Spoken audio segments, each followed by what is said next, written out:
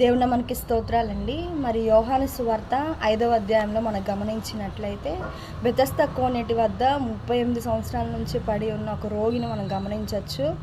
దేవదూతలు వచ్చి కోనేటిని కదిలించినప్పుడు మిగతా వాళ్ళందరూ కూడా స్వస్థతను పొందుతున్నారు, కానీ తను మాత్రం 38 సంవత్సరాల నుంచి ఆ విధంగానే పడి ఉన్నాడు. యేసు ప్రభు వచ్చి అద్భుతం చేసే వరకు తన జీవితంలో మార్పు కలగలేదు. మరి ఎన్నో సంవత్సరాలు గతించిపోయి ఉండొచ్చు. మరి 2025 సంవత్సరంలో మరి మొదటి నెల అంతా కూడా గతించిపోయి ఉండొచ్చు. మరి 2005వ సంవత్సరంలో మనం 2వ నెలలోనికి వచ్చి ఉన్నాం. మరి అయినా కూడా అద్భుతం గురించి ఎదురు చూస్తున్న వాళ్ళు, వాళ్ళ జీవితంలో మార్పు గురించి ఎదురు చూస్తున్న వాళ్ళు ఎంతోమంది ఉండి ఉండొచ్చు. మరి దేవుడు వచ్చి మీ జీవితంలో అద్భుతం చేయబోతున్నాడు.